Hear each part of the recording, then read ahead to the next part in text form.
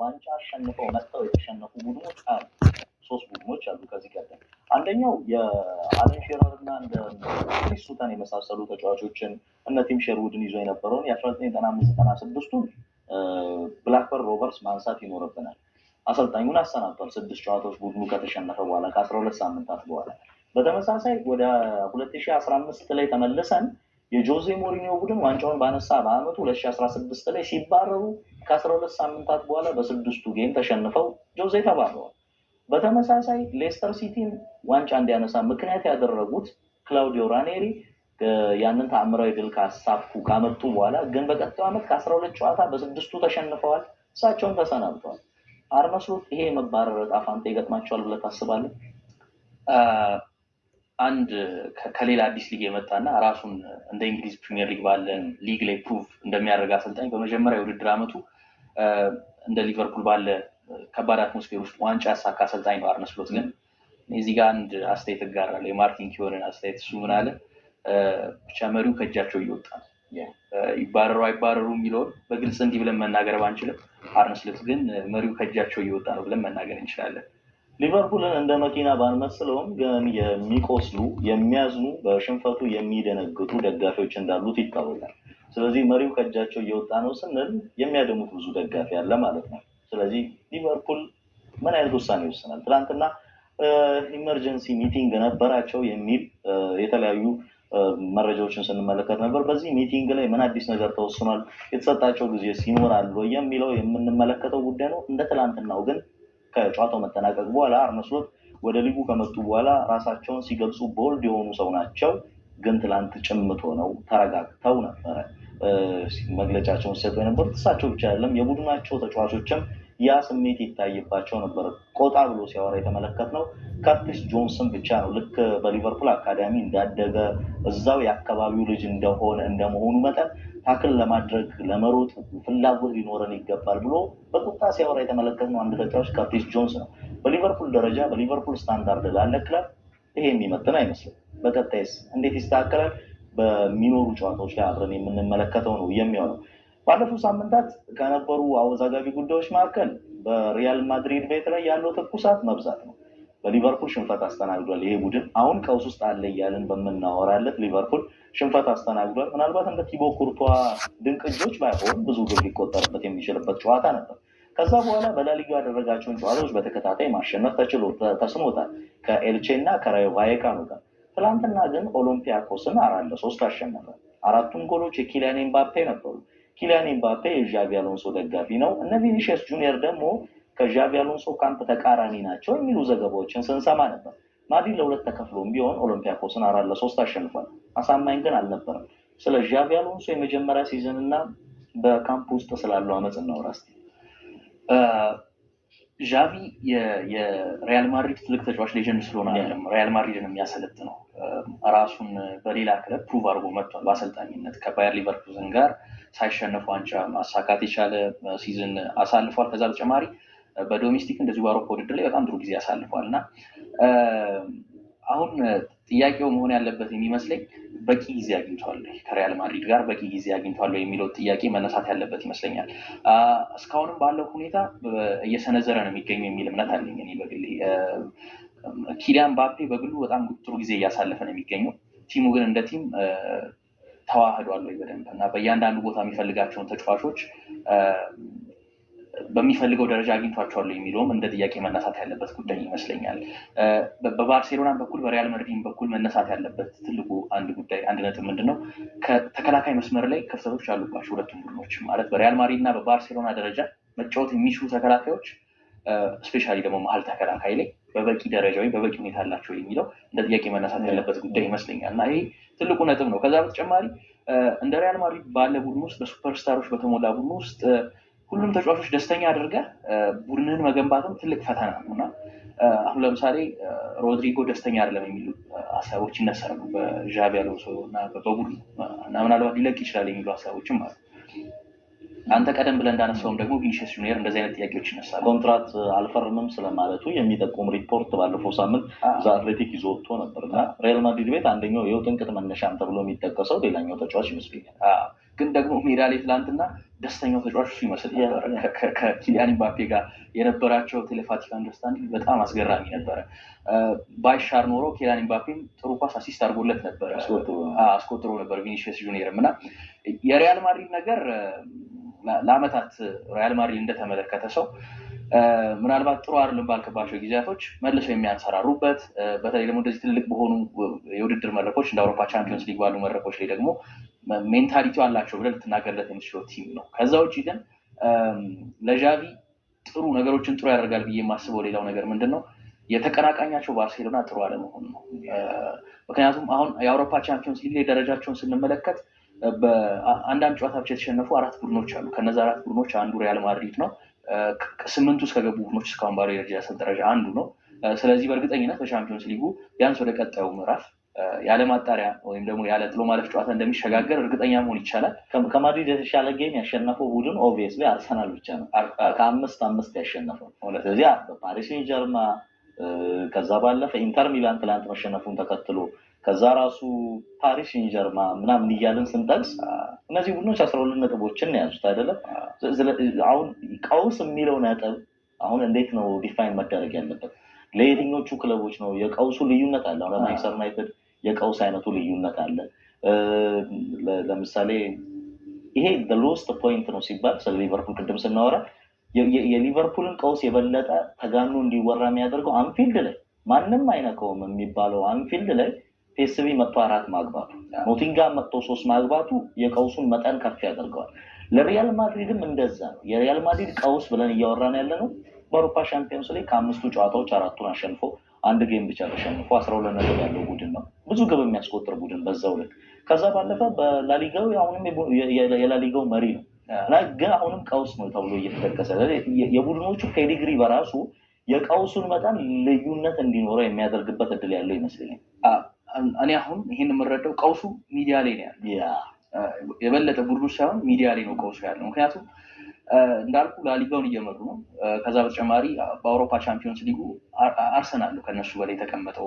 ከነሱ በላይ አንድ ግብ ያስተናገደው አርሰናል በጣም ኤክሰፕሽናል ቡድን ነው። አርሰናል አሁን ከረንትሊ ይሄንን ቀደም አንተም እንዳልከው የኃይል ሚዛኑ ወደ እንግሊዝ አዙሮታል። በቃ አርሰናል ጋር ነው የኃይል ሚዛኑ አሁን የአውሮፓ የኃይል ሚዛን ብለን ተማምነናል። የትናንትናው ምሽት ጨዋታ ያንን ያረጋገጠ ነው። ሂሳብ አወራርደናል ብለው ሂሳብ አወራ። ስለዚህ ለኔ የበለጠ ሪያል ማድሪድ ዣቪ አሎንሶ በዚህ ሞገድ ውስጥም ቢሆን ቡድኑን እየሰራ የሚቀጥል ከሆነ ምናልባት በቀጣይ ማጠናከር የሚፈልግባቸውን ቦታዎች ካጠናከረ የተሻለ ቡድን የመገንባት እድል እንደሚኖረው ይሰማኛል እና ቀውሱ አሁንም ለኔ ሚዲያ ላይ ነው ያለው እንጂ የበለጠ ሪያል ማድሪድ በሂደት እየተሻሻለ መምጣት የሚችል ቡድን ይመስለኛል። ለአፕሮች ተጫዋቾች ለአንድ አፕሮች ራሳቸውን አሳልፈው ከመስጠት ጋር በተያያዘ የሪያል ማድሪድ ተጫዋቾች ጥያቄ ይነሳባቸው። ለምሳሌ ልክ አሰልጣኝ ሉዊስ ኤንሪኬ የመጀመሪያው ዓመታቸውን በፓሪስ ሴን ጀርማን ካሰለጠኑ በኋላ በቀጣይ ከመጡ በኋላ በነበሩት 2 የውድድር ዘመን 17 ተጫዋች ነው ያሰናበቱት። ከነዚህ ከለቀቁ 17 ተጫዋቾች መካከል ሊዮኔል አንድሬስ ሜሲ፣ ኔይማር ጁኒየር እና ኪሊያን ኤምባፔ ይገኙበታል። ለምን? ኢጓቸው በጣም ገዘፍ ያለ ቡድኑ የሚፈልገው ፕሬሲንግ ላይ ያንን ማድረግ የማይችሉ ተጫዋቾች ስለነበሩ አሁን ትልቁ ፖይንት ከማድሪድ ጋር በተያያዘ ሮድሪጎንም ከዛ ቪኒሺየስንም ኪሊያን ኤምባፔንም ይዤ መጫወት ለኔ ይከብደኛል እያለ የሚገኝበት አንደኛው ምክንያት የሶስቱ ተጫዋቾች የወርክ ሬት ነው። ወክ ማድረግ የሚወዱ ተጫዋቾች ናቸው። አሁን ያንን ሩጫ እንዲያደርጉ ስትፈልግ እነዚህ ተጫዋቾች ሲሮጡ ለምትመለከተው ኳስ የያዙ ሰዓት ነው እንጂ ያለ ኳስ ብዙ ሲሮጡ አትመለከትም። እና አሁን የዣቪ አሎንሶ ትልቁ ጥያቄ እሱ ነበር። ትናንትና ደግሞ ባለፉት 2 ጨዋታዎች በእንግሊዝ ብሔራዊ ቡድንም ጭምር ከባድ የሚባል ማዕበል የተነሳበትን ቤሊንግሃምን ወደ ተቀያሪ ወንበር አወርደው ከተቀያሪ ወንበር አስነስተውት ነው የጀመሩት።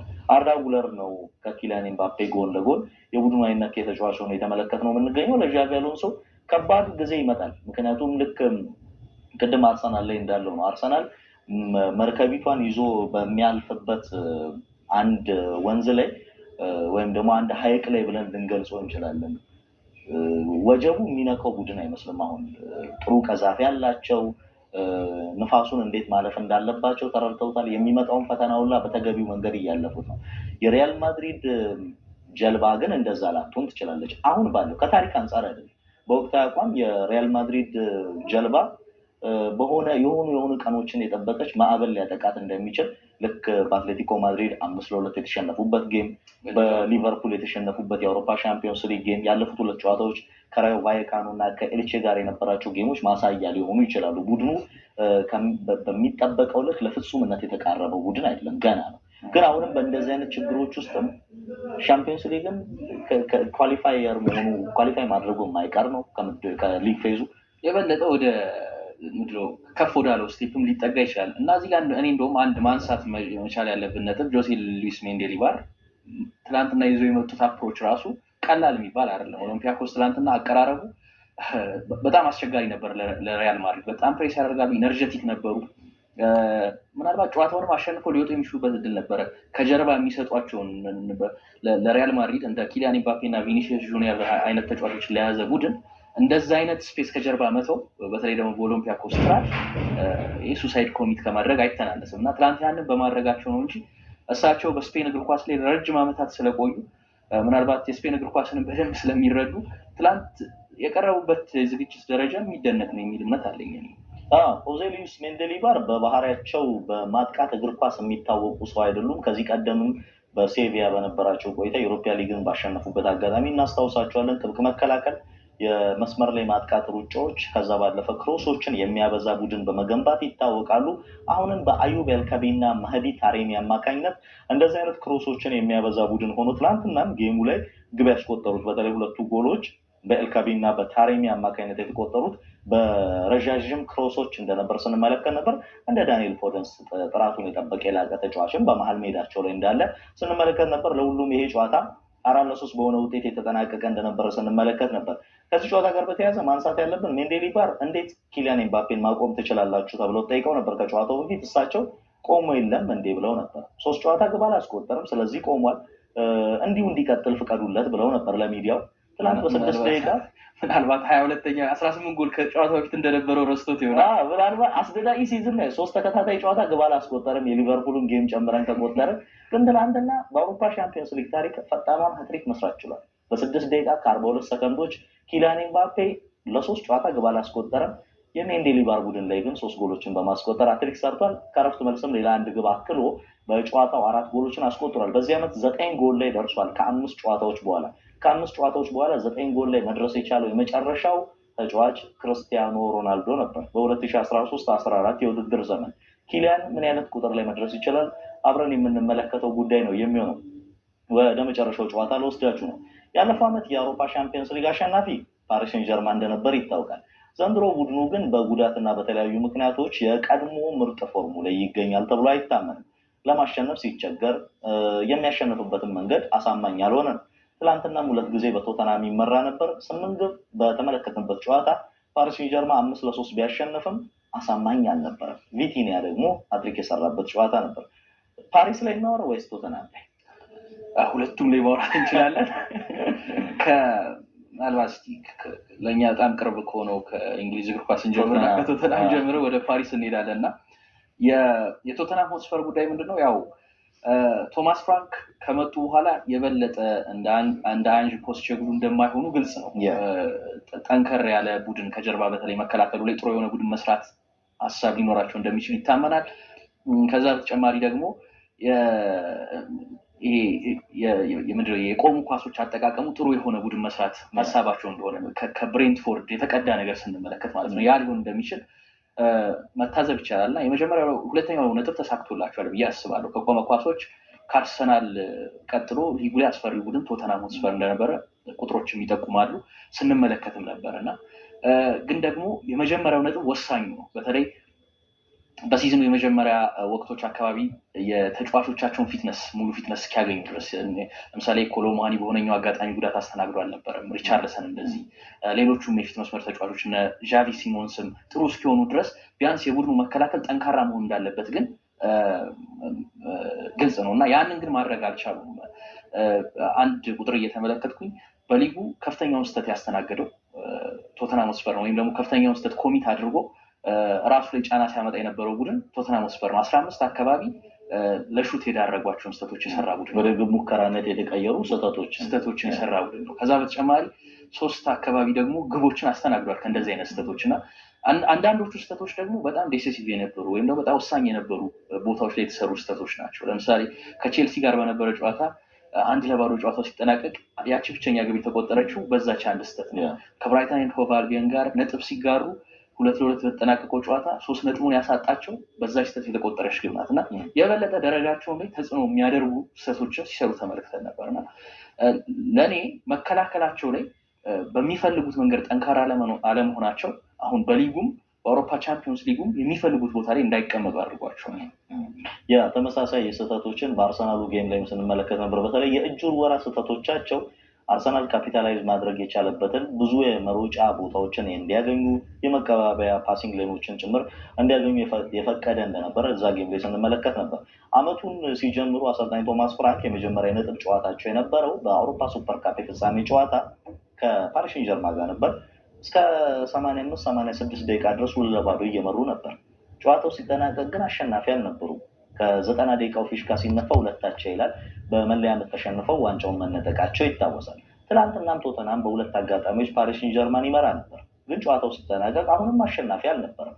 ይሄ የስፐርስ መገለጫ ነው። ስፐርስ እንደተለመደው ሲመራ ሊያስደንቀን ሊያስገርመን ይችላል፣ ግን ሁልጊዜም የአሸናፊነት ባህል የሌለው ቡድን ነው ብለው አንቶኒዮ ኮንቴ እና ጆዜ ሞሪኖ የገለጹት ያለፉት 20 ዓመታት የቶተንሃም መገለጫ አሁንም በእግር ኳስ ሜዳ ውስጥ የቀጠለ እና አሁንም የሚቀጥል ይመስላል። በማን ሊቀረፍ እንደሚችል አናውቅም። ምናልባት ከዘመነ ዳንኤል ሌቪ ማብቃት በኋላ ይመጣ ይሆን ወይ አብረን የምንመለከት ይሆናል። ፓሪስ ሴን ጀርመን ግን ትናንትና ቢያሸንፍም 5 ጎሎችን አስቆጥሮ አሳማኝ አይደለም። አብዛኞቹ ተጫዋቾች የተጎዱ ነው እና አሽራፍ ሀኪሚን ጨምሮ በዚህ ሳምንት ዴምቤሌ፣ በቀጣይ ሳምንት ክቫራትስኬሊያ፣ በሌላኛው ሳምንት አሽራፍ ሀኪሚ ይጎዳል፣ በሆነ ሳምንት ኔቬስ ይጎዳል እና ኤሪክ የራሱ ደግሞ የካርድ ሰለባ ይሆናል። ትናንትና በቀይ ካርድ ወጥቶ ከላይ ነበር ጨዋታው ሲመለከት የነበረው። እግር ኳስ እንደሱ ካራክተሮችን ትፈልጋለች። ከጆዜ በኋላ ያጣችው ነገር ምናልባት እንደዛ ደሞ ቁጡ ነው፣ ይቅነጠነጣል።